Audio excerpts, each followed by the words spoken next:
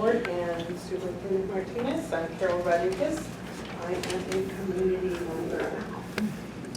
Most of you know of my many years of work in the district advocating for teachers.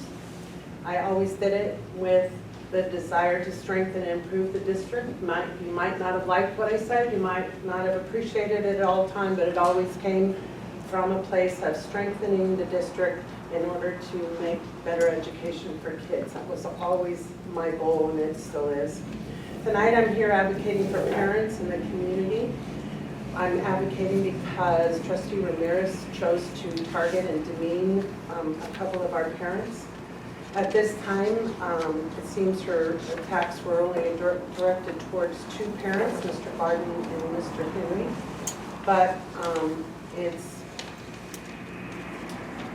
I'm concerned, I worry that if these things aren't stopped and we don't redirect all of this, that it's possible other members of the community will be targeted, or that other community members won't feel like they're comfortable to come and speak because they don't know what's going to be said. I've known Mr. Garden and Mr. Henry through district work for about 5 years or so now. I know them to be very intelligent. They're hardworking fathers. They've worked also to strengthen this district for all students, not just for their own little world.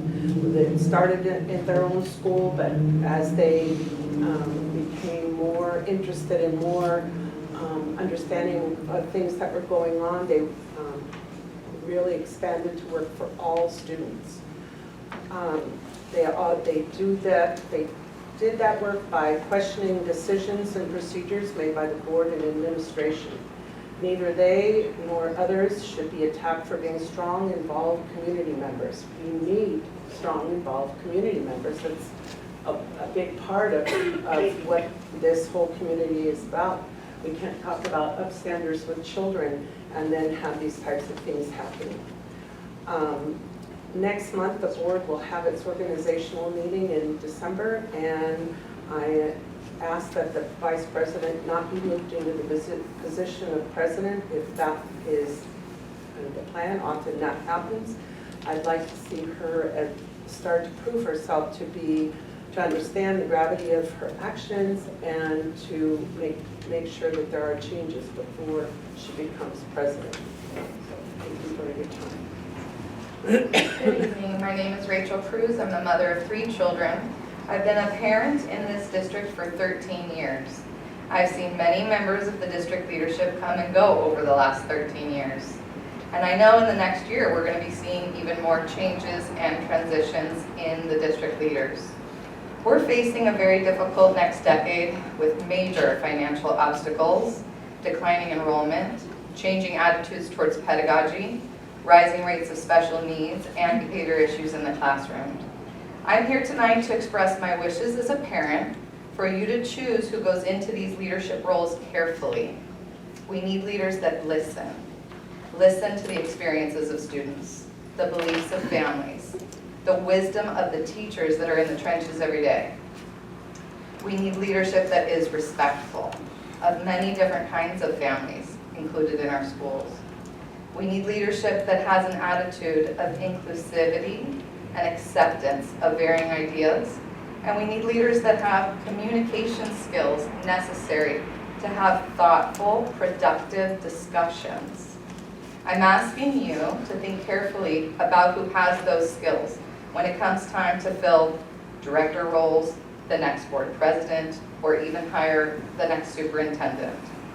I would also like to address the board regarding technology again, because I do see that it's on the agenda for tonight. I want to reiterate how grateful I am that you chose to go with the opt-in policy rather than the opt-out policy. I do think it addresses the access issues while still honoring parent choice. I am still concerned with how much of my child's education is being outsourced to technology, however. In trying to gather facts, I've received many different accounts of how much screen time our students get during their school day. I did attend the parent conference put on by our district, and the presenters claimed that an average 6th grader spends only 23 minutes a day interacting with technology. But I have informally surveyed many 6th grade students and many 6th grade teachers throughout the district, not just at my school, and not one of them says anything less than 1 to 2 hours per day. So how is it that when I talk to students and teachers, they're saying 120 minutes and the district is saying 23? Why are teachers under the impression that daily tech time is mandated? But when I directly asked that question to Ms. Macias when she visited our school site council meeting, she said no mandates exist. Why during the report to the board by Mrs. Macias on the tech issue did she leave out the results from the survey done with teachers in our district showing that over 90% of them oppose this direction? Why, after asking to see the completed application for the T-Mobile contract months ago, have we still not been able to read that? Why is there so much opacity? Could we please have some transparency? Thank you. Good evening, board. Good evening, Superintendent Martinez. My name is Mark Beering, and I'm a resident of Salinas since 2006. My wife grew up in Salinas and attended Monterey Park. My children attended Monterey Park. I'm coming to talk to you because I understand the board will be electing new leadership this month, and I would like you to consider who you elect as your leaders. We need somebody who's a listener, collaborator, an upstander, somebody that will support our students, somebody that will work together with others. Not only am I a resident of Salinas, but I'm also a teacher in Salinas. I work in the Salinas Union High School District, and your students feed into my district as well. I hope that when you elect new members, leadership for the board, that you strongly consider who you're electing and make sure you have someone who's going to bring us together. Thank you. Good evening, members of the board. My name is Gabrielle Villa, and I am a science teacher at Washington Middle School, a former student at Roosevelt Elementary K-6, and a current resident of this district.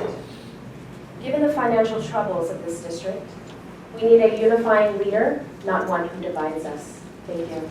Members of the board, superintendent, good evening. Although I wear many hats in the community, today I'm just here as a citizen, not wearing any hat. One who served on the budget learning team in spring. And you all know the challenges in the coming months, years, perhaps even a decade ahead for this district. And I would ask that in recognizing that, you may need to get creative, maybe sharing services with other districts, other bodies, other entities.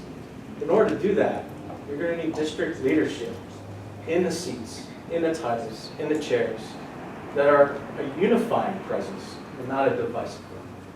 So I would ask you to consider that when you elect your officers next year. You're going to really need someone who can work with other districts, articulate up, across, horizontally, vertically, but you need someone with a reputation that can do that kind of work. So I urge you to think that through when you come back in a month. Thank you. Hello, Board of Trustees. I'm really here to speak to 4 to 5 of the Board of Trustees here today. Myself and my friend Frank, we're just the latest in a long line of people that Kathryn Ramirez has targeted for harassment and retaliation for daring to speak up. Part of the reason why she got here was that Salinas Union High School District stood up to her and they censured her for inappropriate behavior. And then 6 months later, she came on the board here. And she was appointed to be vice president. And so based off of past practices, a lot of times, the next year the president is Kathryn Ramirez, would be Kathryn Ramirez in that. I'm here to ask you to use your discretion. She has a long, long list, a pattern of bullying, harassment, and retaliation. You won't see teachers come here and speak freely. You won't see classified employees be able to speak freely. You won't see parents speak freely. Community input is very important. You all do a very important job, and you need as much input from the community as possible. And right now, you have a $6 million deficit. You have unfunded liabilities. It's pretty much, we're hearing that the superintendent is going to be changing next year. And so it's going to be very important who the president is in that seat and whose thumb is on the scale. And we ask for your discretion and who you choose for leadership, because it will really say the values of this school board and the school district. Thank you. Good evening, my name is Maggie Power, and I also teach, I teach at Salinas High up the street. And I'm also a homeowner in the community. First, I wanted to congratulate the young voices that were here tonight, which spoke so eloquently and gives me hope as an English teacher. But to the board, given the financial troubles of the district, the board needs to appoint a unifying leader, not one who openly divides the community. Thank you. Yeah, I originally was not going to speak, but for the record, Frank Garden, I'm a parent of 2 students at Mission Park, or actually as one of your trustees likes to call me, #FlunkyFrank. So just put that on the record. I feel like I'm taking a huge risk standing up here and speaking tonight because there's no doubt in my mind that my family and I will be retaliated against for speaking up tonight. So I already have one complaint out. Hopefully you're taking it seriously this time and actually investigating it. But it's ironic that I'm having to get up here and talk about bullying behavior among your own ranks. Because what we just heard a few minutes ago, we heard child after child stand up here and basically say that they will not tolerate bullying. They said with one voice, if someone is being bullied, I will stand up and help this person and let them know that they are not alone. This is not being practiced by this board. So what's being preached in our schools is not something that any of you apparently believe in, because you're willing to tolerate it among your own ranks. In the 5 years I've been attending these board meetings, so many teachers have written to us and contacted us and stopped us privately and said that you need to speak up for us, because we will be retaliated against if we come out and say these things. Now, why is that? To this date, it's a complaint we keep hearing over and over again. And Martha, you said you've been here, I'm sorry, Superintendent Martinez, you've been here for 5 years. And I understand you will be retiring after the school year. That is the word on the street. But nothing's been done to curtail this climate of harassment since you've taken this position. So that's really a legacy that you're going to be leaving behind. Now our school district, of course, is facing this $6 million deficit, this $11 million unfunded liability that we heard about just a couple meetings ago. And our board is going to be in a position to recruit a new superintendent, one of the most important positions that impact our children's education. We absolutely need real leadership to tackle these huge challenges in our school district. And we don't want a leader to take the seat where you're sitting in, President Ish. Somebody who divides our community, somebody who uses their position to attack and berate and defame people just because they disagree with them. I'm saying these things on behalf of a lot of parents and teachers who I want to avoid having them go through what Sean and I have had to go through these last 4 months. So, I'm very proud of all the children I heard stand up here tonight. And we're going to publicize that because they were awesome tonight. And I truly hope that all the anti-bullying comments that they so freely stood up here and announced that they will not tolerate, I hope that carries through into their adulthood, because God only knows we need more of that in our society. Okay, West Salinas resident, former father of students here in this district. I'm up here today basically compelled by being collateral damage. I got involved into a Facebook conversation about, two of my friends are having a disagreement. That's disappointing. So I ended up with a lot of back channel, and it overflowed into another meeting even. And it's like, you should be able to separate that kind of stuff.